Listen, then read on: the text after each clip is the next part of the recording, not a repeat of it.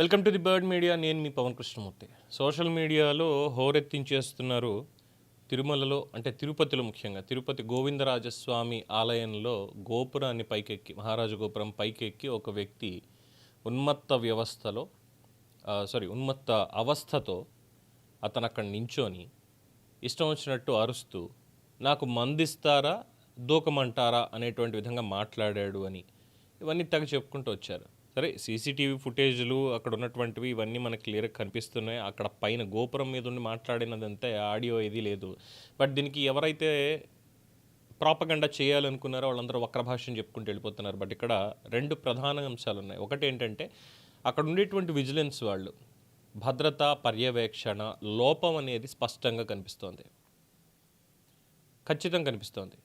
ఒక సామాన్యుడు కేవలం దర్శనం కోసం వచ్చి, లేదంటే లోపల ఆగిపోయి అక్కడి నుంచి ఆ పందిళ్ళు వేసినటువంటి కర్రలు పట్టుకొని అక్కడి నుంచి గోపురం పైకి ఎక్కి మహారాజు గోపురం పైన ఉన్నటువంటి కలశాల దాకా వెళ్ళిపోయి అక్కడ ఉన్నటువంటి విగ్రహాలని కాలుతో తంతూ ఉన్నాడు అంటే కనీసం భద్రతా సిబ్బంది సీసీటీవీ ఫుటేజ్లో కూడా చూడలేకపోయారా, లేదంటే అసలు పట్టించుకోవడం లేదా అన్నటువంటి ప్రశ్న వస్తుంది. ఇది మెయిన్ అక్కడ ఉన్నటువంటి ఒక లోపం. ఆ లోపాన్ని అధిగమించాలి. ఎందుకంటే ఇది ఇక్కడే ఇంకెక్కడ అవ్వదా అన్న ప్రశ్న వస్తుంది. కాబట్టి సింహాచలంలో కూడా మనం చూసాం, అది కావాలని చేశారు, వాళ్ళు వైరల్ అవ్వడానికి అని చేశారా, లేదంటే ఒక కోణం అయితే కనిపిస్తుందని పైకి ఏదో బింకంగా ఏదో మాట్లాడుకుంటున్నాం, ఏంటంటే అక్కడ తప్పేదో జరిగింది ఇంకా ఆపలేమని మాట్లాడుతున్నాం. కానీ వెనకాల మాత్రం ఒక పచ్చి ఎజెండాతోటి ఖచ్చితంగా జరుగుతుంది. ఏంటంటే ఈ ఆలయాల మీద దాడి అనేటువంటిది ఎలాగైనా సరే భక్తుల మనోభావాలు దెబ్బతీయాలనేటువంటి కార్యక్రమం కూడా ఖచ్చితంగా జరుగుతుంది.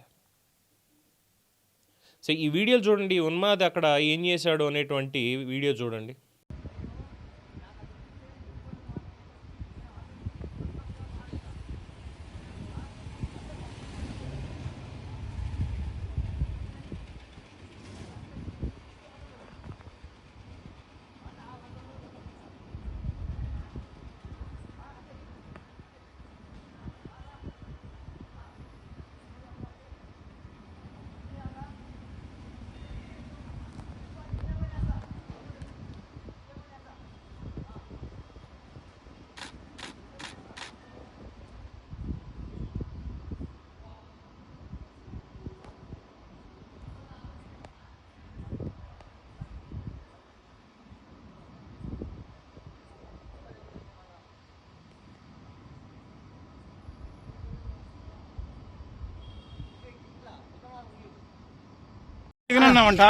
ఫుల్ ఇస్తే కానీ దిగనన్నావంట. ఫుల్ గా సార్ 90 మంది అడిగినా ఫుల్ గా 90 మంది అడిగినావా? దేవుడి పైకి ఎక్కడం కరెక్ట్ కాదు కదా, తప్పే అని చెప్పి సార్. తప్ప కదా, తప్పుకున్నట్టే కదా, తప్పుకున్నట్టే ఆ టెక్నిక్ కరెక్ట్ కాదు కదా, కాదు రే తప్పుకున్నాడు కదా. ఎక్కువ స్టార్ట్ చేయి. ಇಲ್ಲ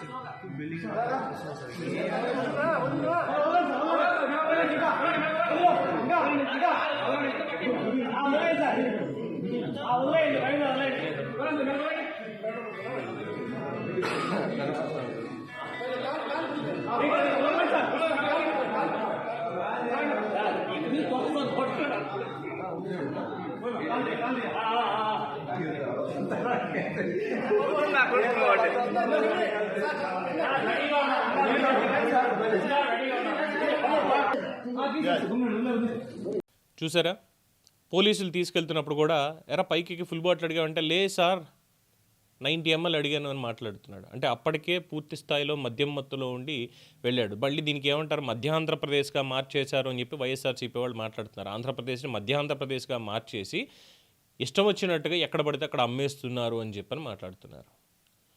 వాళ్ళ హయాంలో ఏం జరగలేదా? ఇలాంటివి ఏమీ జరగలేదా? ఏకంగా 200 ఆలయాల పైచీలకు దాడులు జరిగాయి. దానికి సంబంధించి మాట్లాడరా? సరే అయ్యింది. తర్వాత గుడులకి అతి సమీపంలోనే వైన్ షాపులు కొనసాగుతూ ఉండడం వల్ల భక్తుల భావాలను తీవ్రంగా దెబ్బతీస్తోంది. గుడి పక్కనే ఉన్నటువంటి దుకాణాలు ఇవన్నీ కూడా ఈ మద్యం అమ్ముతూనే ఉన్నాయి. ఇది తప్పే.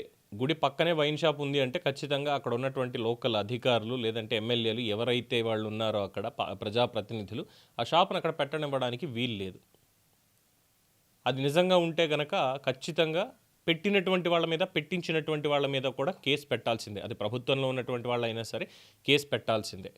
రెండోది, తిరుపతి పట్టణంలో ఎన్ని వైన్ షాపులు ఉన్నాయి, ఎన్ని బార్లు ఉన్నాయి, ఎప్పటి వరకు అవి ఓపెన్ ఉంటున్నాయి, ఎక్కడెక్కడ ఉంటున్నాయి, ఈ లెక్కలు ఎప్పటి నుంచో మాట్లాడుతూనే ఉన్నాం. కానీ ఇప్పటికీ అది మారట్ల. ఏ ప్రభుత్వం అయినా మరి ఏదో జగన్మోహన్ రెడ్డి గారు ఉన్నప్పుడే పూర్తి స్థాయిలో నేనేదో మద్యపాన నిషేధం చేస్తానన్నప్పుడే తీసేయచ్చుగా.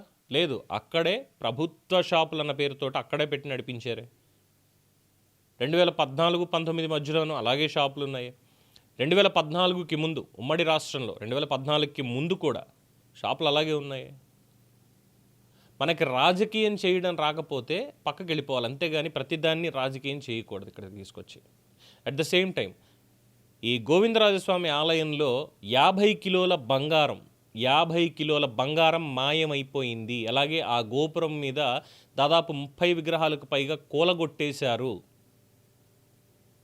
ఈ వార్త మనం చదువుకున్నాం, దాని మీద విశ్లేషించుకున్నాం, ఆల్రెడీ విచారణ అనేది జరుగుతోంది. మరి సడన్గా ఇప్పుడు ఈ వ్యక్తి పైకెక్కేసి 90 ml ఇవ్వకపోతే దూకుతాను అని మాట్లాడుతున్నాడు అంటే అతని మానసిక స్థితి ఎలా ఉంది ఏంటి అనేది ఒకసారి ఆలోచనలోకి రాదా? దానికి రాజకీయాన్ని అంటగట్టేసి చేసేయడమేనా? అక్కడేం గుడి సెట్ వేయలేదే, గోవిందనామాల్లో పేరు పెట్టి చదివించుకోలేదే. మరి ఇన్ని ఉండగా ఇది ఇక్కడికి వస్తుంది, మళ్ళీ ఇది వచ్చింది అన్నప్పుడు ఏం జరుగుతోంది? తిరుమల తిరుపతి దేవస్థానం వాళ్ళు కావచ్చు, లేదంటే ఎండోమెంట్స్ డిపార్ట్మెంట్ కావచ్చు, లేదంటే ప్రభుత్వం కావచ్చు, ఈ అపచారాలని ఆపలేరా? ఎందుకని చర్యలు తీసుకోలేకపోతున్నారు? కఠినమైన చర్యలు ఎందుకు తీసుకోలేకపోతున్నారు? లేదా చట్టాలు లేవా? చట్టాలు మార్చండి. ఇలాంటివి జరగకుండా చట్టాలు మార్చండి. అంతే తప్ప అలా వదిలేస్తాం, మాట్లాడిన ప్రతిసారి ఒక కేసు నమోదు చేస్తాం, తీసుకెళ్ళి అరెస్ట్ చేసి తర్వాత బెయిల్ ఇచ్చి పంపిస్తాం. ఇలాగే ఉంటే రేపన్న రోజులు భక్తులు చేతిలోకి తీసుకునేదాకా రావద్దు ఎవరు కూడా. ఒకసారి అదే జరిగితే పరిస్థితులు వేరుగా ఉంటాయి. ప్రతిదానికి తిరుమలను అడ్డం పెట్టుకొని భూమన కరుణాకర్ రెడ్డి వచ్చేసాడు, ఇక అధికార ప్రతినిధి శ్యామల, మిగతా వాళ్ళు వచ్చేసి ఇంకా తిరుమలలో అపచారం జరిగిపోతోంది, తిరుమలలో ఇదైపోతోంది, వీళ్ళు ఇదంతా చేసేసారు అని చెప్పి ఇష్టం వచ్చినట్టు మాట్లాడుతున్నారు. కల్తీ నెయ్యి, అదే నెయ్యిని కల్తీ చేసి మరీ లడ్డూలు తయారు చేసినటువంటి వాళ్ళు ఏమని చెప్పాలి? అక్కడ పోలీస్ సిబ్బంది, ఫైర్ సిబ్బంది 3 గంటల సేపు కష్టపడి బయటికి దింపి అతన్ని తీసుకొచ్చి తిరుపతి పోలీస్ స్టేషన్కి తరలించారు. విచారణ జరుగుతుంది, ఆధార్ కార్డు డీటెయిల్స్ మొత్తం అన్నీ బయటకు వస్తాయి. ఏముంది లాభం? దీన్ని ఒక రాజకీయ అంశంగా ఇప్పుడు వాడుకొని ఇష్టం వచ్చినట్టు మాట్లాడడం. అంటే వైఎస్ఆర్సీపీ వాళ్ళకి తిరుమల లేదా తిరుపతి అంటే ఎలా అయిపోయిందంటే ఒక ఆదాయ వనరు, వాళ్ళ వ్యాపారానికి అడ్డాగా మారిపోయింది. అటు ఎర్రచందనం అవనివ్వండి, లేదంటే ఇక్కడ దర్శనాలు అవనివ్వండి, ప్రసాదాలు అవనివ్వండి, స్వామివారి ఆస్తులు అవనివ్వండి, ఇంక్లూడింగ్ బంగారంతో సైతం. ఇది నేననేటువంటి మాట కాదు, ప్రజలు భక్తులు అనుకుంటున్నటువంటి మాట. 2014-19లో ఏం చేశారో వాళ్ళు చూసాం. ప్రతిపక్షంలో ఉండి పింక్ డైమండ్, ఒకళ్ళ మాత పోర్టు నగల దగ్గర నుంచి తిరుమలలో ఏం చేస్తున్నారనేది చూసాం. అక్కడ అయ్యింది. తర్వాత 2019 నుంచి 2024 మధ్యకాలంలో తిరుమలలో ఏమేమి జరిగాయి అనేటువంటిది భక్తులే చెప్తున్నారు వచ్చినటువంటి వాళ్ళు. మళ్ళీ ఇప్పుడు ఇక ఈ అపచారాలు కనుక అక్కడ ఆగని పక్షంలో భక్తులే వాళ్ళ చేతుల్లోకి అధికారాన్ని తీసుకుంటారు. ఆ తర్వాత ప్రభుత్వాలు కానీ మిగతా వ్యవస్థలు కానీ ఎంత గగ్గోలు పెట్టినా ఏం చేసినా ఏం చేయలేం. చూద్దాం గోవిందరాజస్వామి ఆలయానికి సంబంధించి మరింత అప్డేట్ ఏమొస్తుంది, ఎవరు అక్కడ వ్యక్తి, ఎక్కడి నుంచి వచ్చాడు, అసలు ఈ రాష్ట్రమైనా, తెలుగువాడే, మొత్తానికి తెలుగువాడే, ఎక్కడి నుంచి వచ్చాడు, ఏం చేస్తున్నాడు తిరుపతిలో, అక్కడికి వెళ్లాల్సినటువంటి కారణం ఏంటనేది ఎలాగో ఎస్పీ ప్రెస్ మీట్ పెడతారు కదా, చూద్దాం. దీని మీద మీ అభిప్రాయాన్ని కామెంట్స్ రూపంలో తెలియచేయండి. చూస్తూనే ఉండండి ది బర్డ్ మీడియా.